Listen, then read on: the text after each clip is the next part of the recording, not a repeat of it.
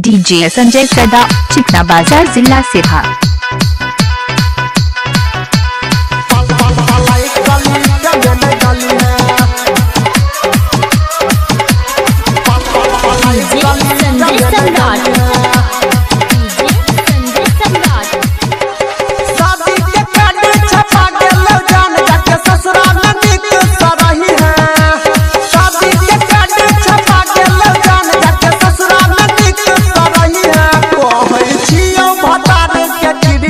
संजय सदा, चिकना बाजार, जिला सिरहा।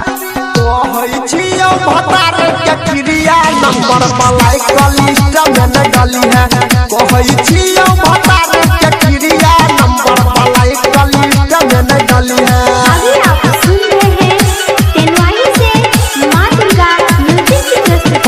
मलाई कलिस्ट में डाली है मलाई कलिस्ट में डाली है। डीजे संजय सदा, चिकना बाजार, जिला सिरहा।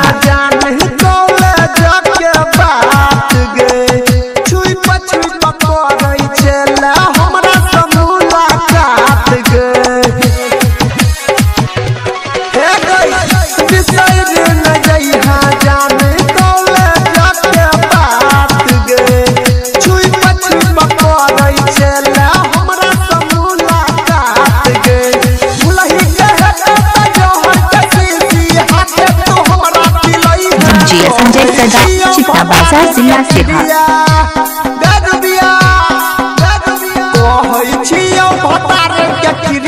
नंबर मलाई कलिस्ट में डाली है कहई छियो भतार के क्रिया नंबर मलाई कलिस्ट में डाली है।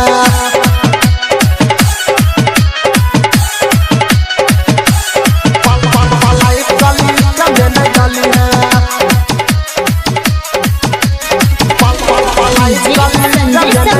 है डीजे संजय सदा, चिकना बाजार, जिला सिरहा। मुखिया जी के रहरी लागत तोरा बिना सुना रोजे वहीठन बैठ के हम गाना बहुत सुन गई हसीना।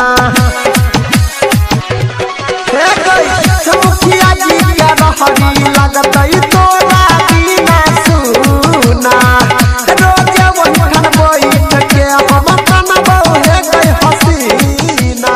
देला भले कर भले खाई डीजे संजय सदा, चिकना बाजार, जिला सिरहा।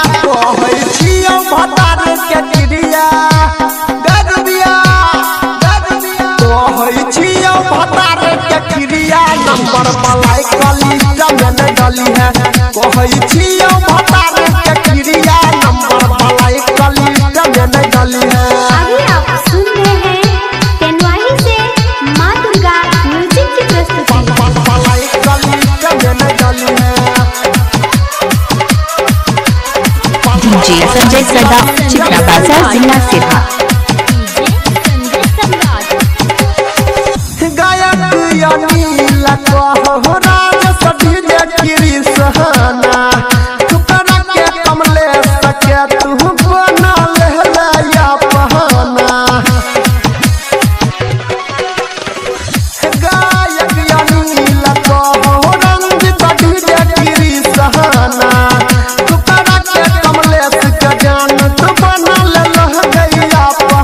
संजय सदा, चिकना बाजार, जिला सिरहा।